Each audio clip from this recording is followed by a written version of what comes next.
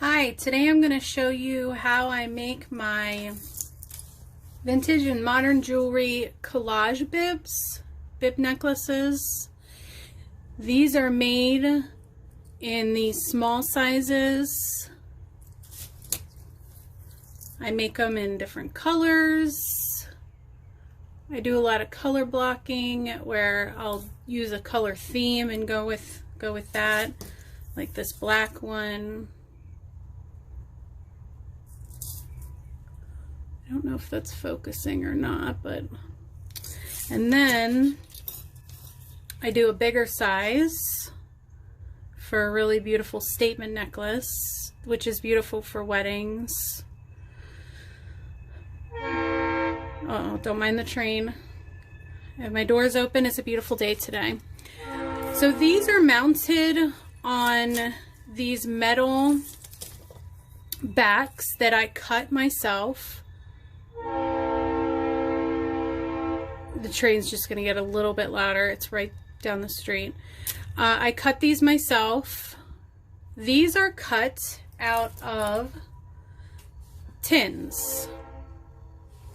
And I have a few previous videos on how I make my tin jewelry, but I try not to waste any of the metal, so I use the leftovers, the scraps, that I'm not going to use for anything else, and I cut these little bib blanks out of them. So this was the bottom of a tin. Now, you don't have to use a cookie tin. I do because all of my jewelry is repurposed, so I try not to buy new consumer items.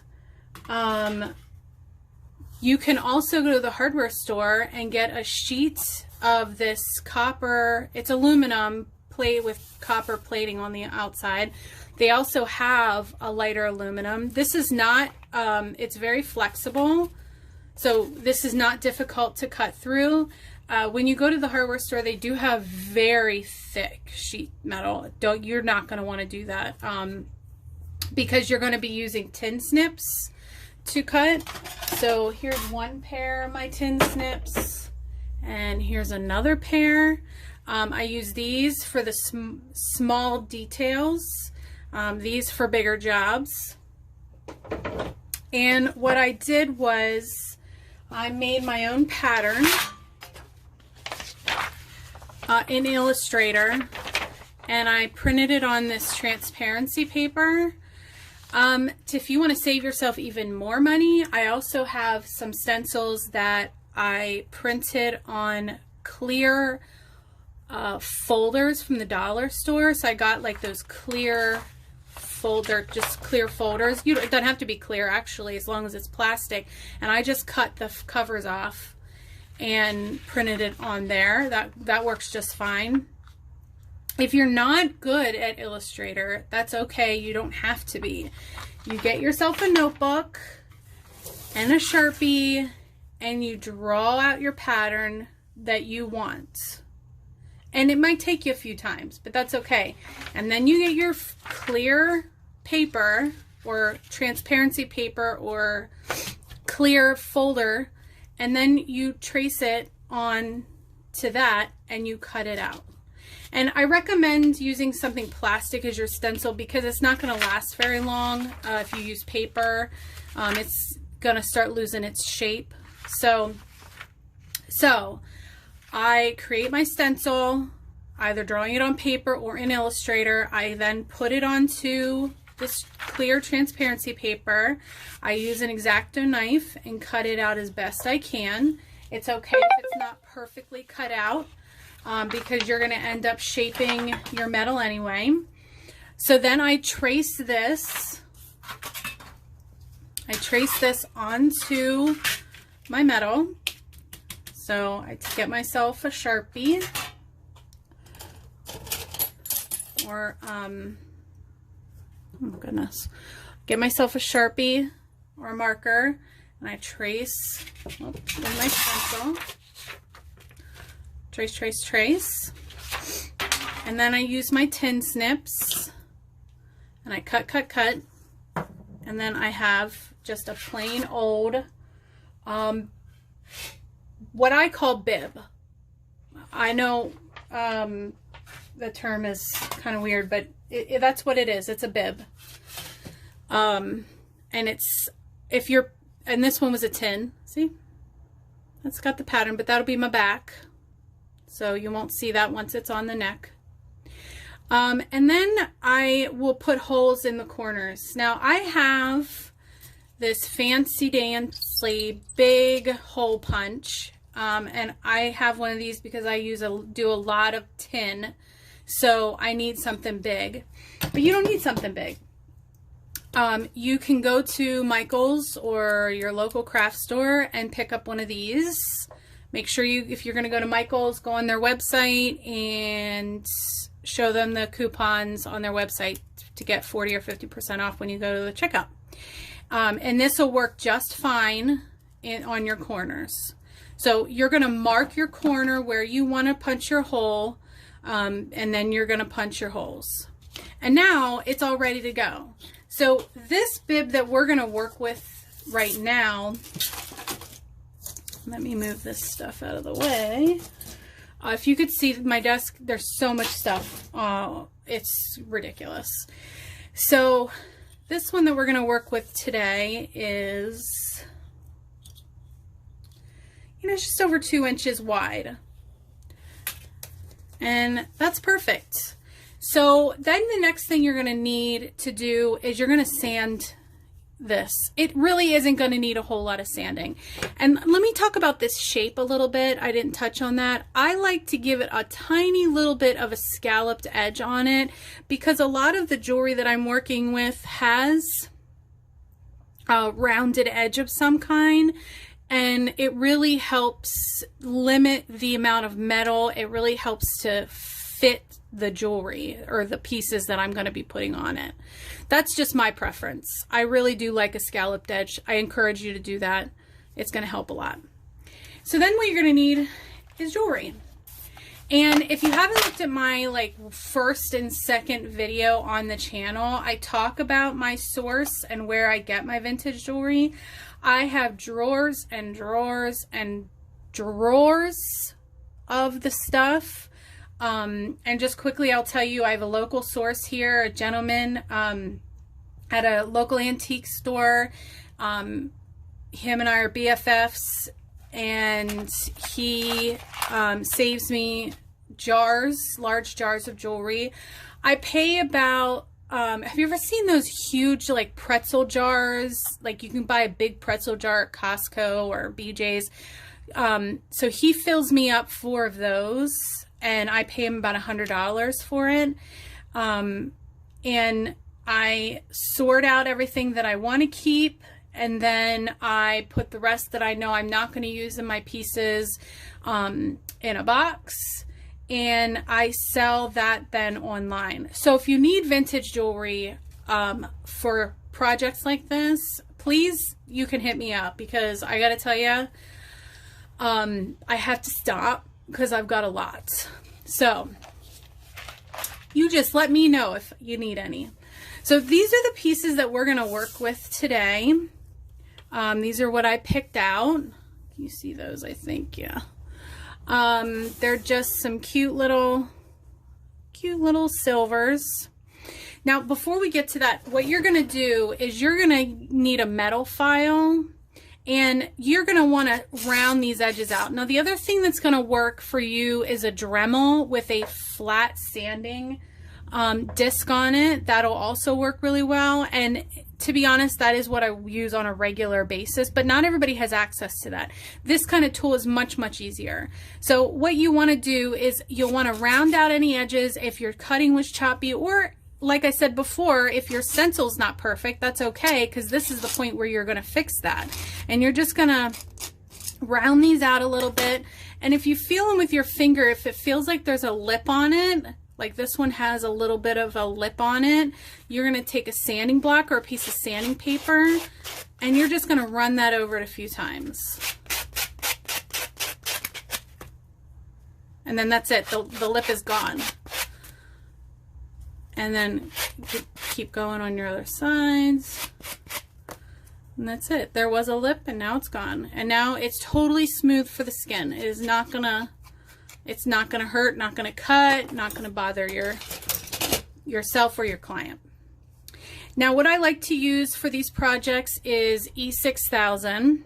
Oh, you can't really, can you see that? E6000. I'm gonna need a new one soon. It is very, it dries very stable. And now one thing, you want plenty of ventilation when you're using this because it is kind of toxic. I feel like I might be immune to it now. Isn't that terrible? So what I like to do first is I like to sort of get an idea of how the pieces are going to fit on here before I actually attach it. And it's okay if they overlap. That gives it even more dimension. Make sure you're not going over your holes that you punched on the edges.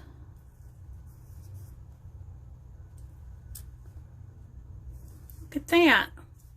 Isn't that pretty? Let's see if we can zoom in for you. Uh-oh, hold on. Whoa.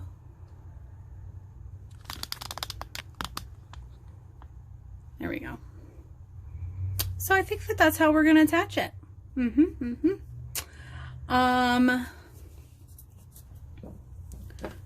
So I'm just going to put these up here. And we're going to do our first piece. I enjoy a good toothpick to put my glue on. It gets in some of the crevices.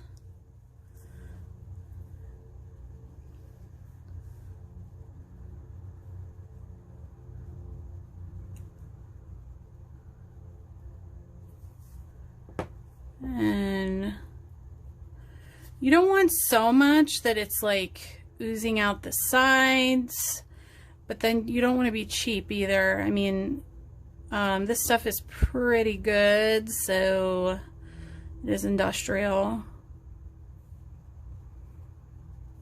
Okay, let's save our toothpick. So I'm just gonna,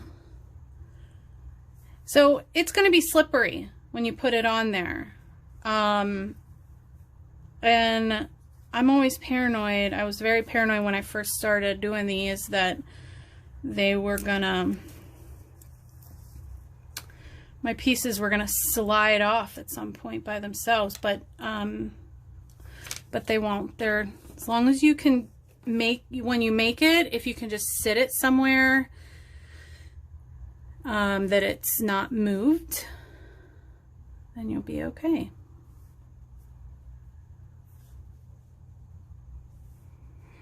You know what, we're gonna put this one down, and then this one we're gonna do a little overlap. It's like putting a puzzle together that wasn't meant to be put together. Okay.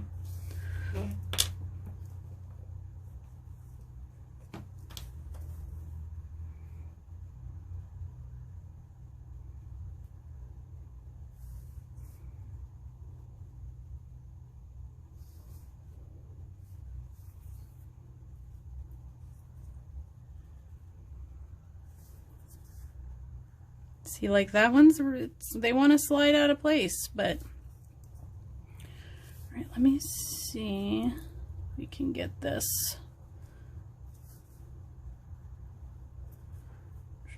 Okay.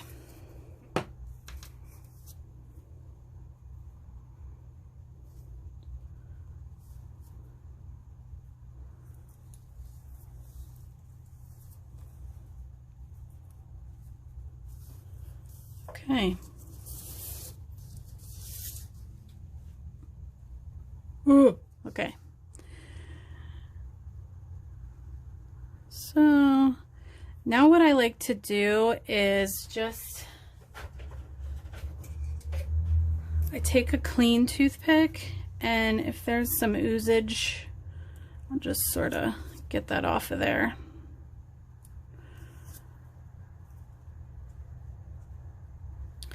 Okay. And then you're just gonna let it, now you're gonna walk away. Walk away. You're gonna let it dry.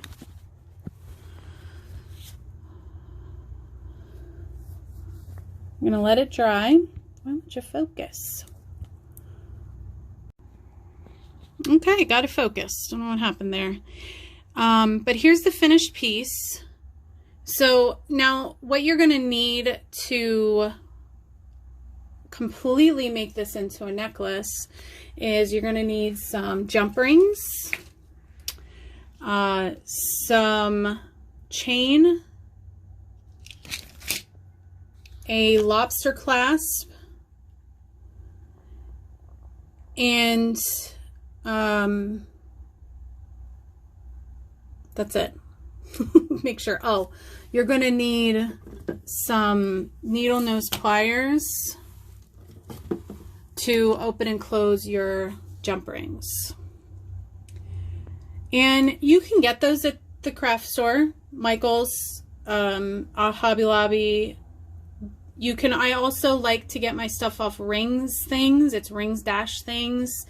And firemountaingems.com is another good one that you could try. So, and that's it. I would not touch this for 24 hours at least. Yes, by tonight it'll probably be pretty set. But I wouldn't touch it. I would just let it sit here. If you're going to make another one, push this off to the side.